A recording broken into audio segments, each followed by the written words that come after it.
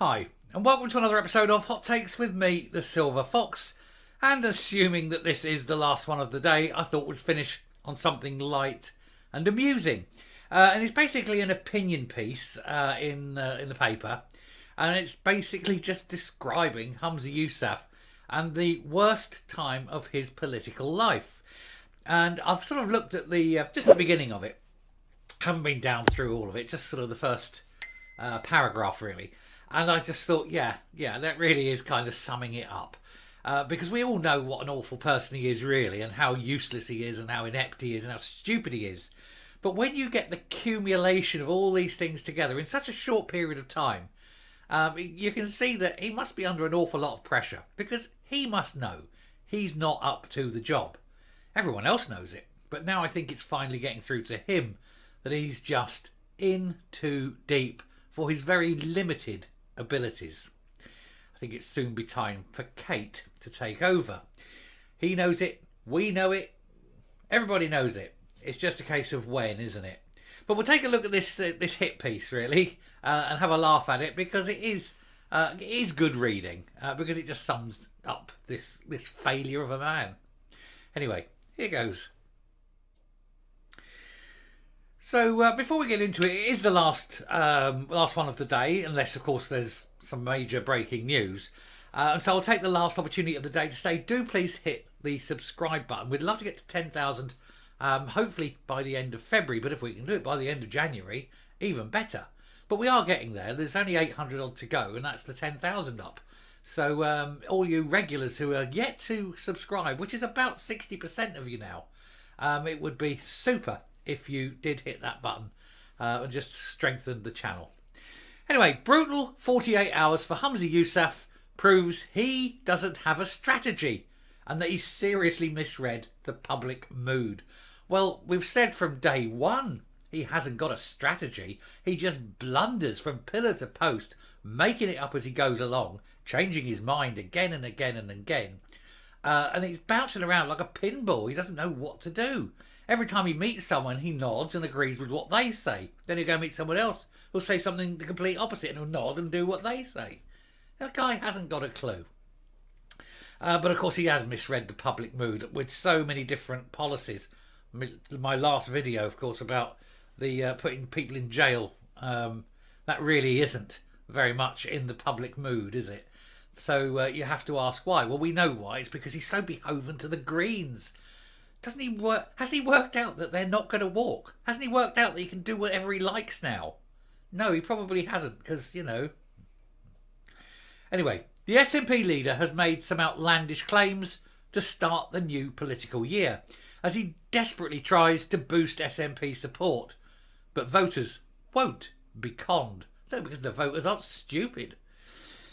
Anyway, it's been a bad week for Humza Yousaf. To be honest, he said, I could have started that with a sentence almost every 7 days since he became the SNP leader and First Minister. Every week is a very bad week when you're Humza Yousaf, I suppose, because every week there's more things going wrong, there's more disasters. How can I put this? He always chooses the wrong option. Doesn't matter what it is, he always picks the wrong option, without fail. It's got to be deliberate. It can't even be random chance, because random chance would occasionally you'd get the right one, surely. Anyway, in the past 48 hours feel like a shift in the political landscape. Before, he was merely incompetent. Now he looks like an arrogant clown who holds democracy and the Scottish people in complete contempt. With 2024 set to be the general election year, he was always going to start with a big set piece.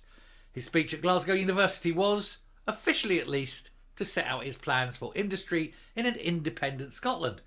Thank heavens there won't be an independent Scotland.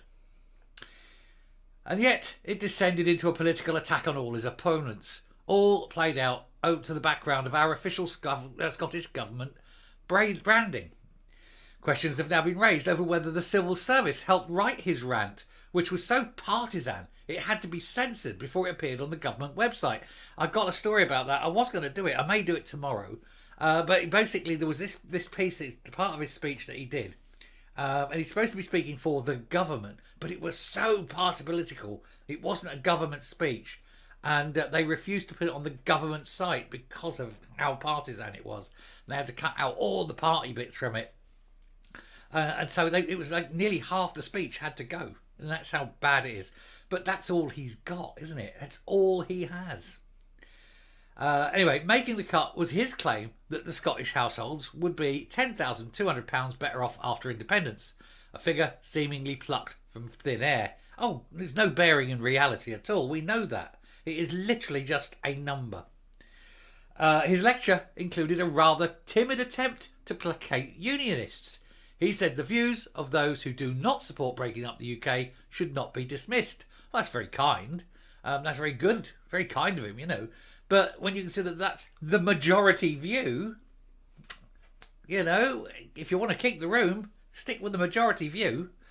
Anyway, it's not entirely clear who this was aimed at. If it was unionists, then once again he proves he has no concept of how the SNP wanting to dismantle the British identity makes people feel.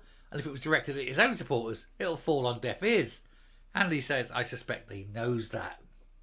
Yeah, I mean, the thing is, he's saying, the views of the people who don't want to break up the union.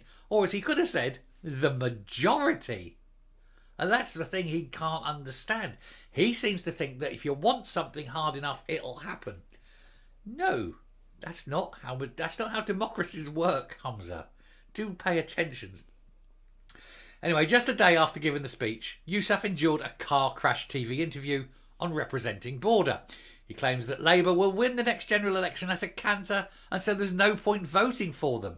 It was excruciating and the clearest sign yet that he's completely run out of ideas. Run out of ideas? Run out? I didn't know he had any to start with. Anyway, the message was obvious. Humza Yousaf doesn't believe Scottish voters matter at the next general election. And just think about that for a second. The leader of Scotland's biggest political party and the First Minister doesn't believe your vote matters. And we did the video on that earlier today. But this is arrogance on an industrial scale. Of course, he says that we should still vote SNP. But then what's the point of voting at all if Yousaf thinks it's unimportant? And again, he completely ignores a basic truth. That this general election to elect your local representative at Westminster, he talks about his MPs standing up to Scotland. Well, I've got news for him. That's not their job. Their job is to represent their constituents. And of course, half of them don't even do that. It doesn't, bode well when he doesn't even understand what MPs are there for. For the past 3 elections, the SNP has managed to con enough people into thinking that voting for them at Westminster is about sending a message that Scotland's voice won't be ignored. And yet, what have they got to show for it? Standing up in the Commons and stroking grievances does not make you a good public servant, just makes you look sad. Yeah, I mean, you look at them. You look at Mary Black, gets up there all the time, opens her mouth, and whatever those strange words come out that nobody can really understand. But it's not constructive, it's just moan, moan, moan. Blackford, again, moan, moan, moan. Never adds to the debate, never puts anything useful out. Just stands there and moans. Beryl, he's the same. Nothing constructive. They just moan. And they seem to think that's what passes as what an MP should do. No, it's not it. They don't understand that because, of course, none of them are particularly bright, are they? Anyway, the good news is it seems Scottish voters are getting wise to reality, and the SNP is a one-trick pony. Well, it's time to put the pony down, really, isn't it? I think the pony is a bit long in the tooth, and I think it's time to go to the knacker's yard. Anyway, while those who put independence front and centre will continue to back them, others are realising that they have been sold a pup and want to go back to a time when their MPs represented them rather than pretending to represent the whole country. Humza Yousaf thinks voters button up the back, but his tired strategy will see him send a serious message on election night. And I think the serious message will be that over half your MPs will go. I think with tactical voting, and I genuinely think that please vote tactically, and you can get the SNP down to single figures, and at that rate, they just don't matter anymore. And also, he's got to go. And doing that gets rid of him. So it's up to Rishi. Rishi can go early, Rishi can go late. It doesn't matter. But when Rishi goes, he's finished if people tactically vote. It's the only way to get rid of him. You get rid of him, you get rid of his party, you get rid of the divisiveness and the hate and the grievances. And you make Scotland a far better place. And I'll stop and I'll come up. Thank you very much. What was particularly good about that piece is within its little confines was 3 or 4 of the items which I've already done videos on today. So I've gone into sort of more depth on them. So then when you're picking them up on that, you go, aha, yes, we saw the video, we know about that. But he's had a terrible week, and it's not over yet. And it's just, I actually can't understand how he goes through life being as stupid as he is.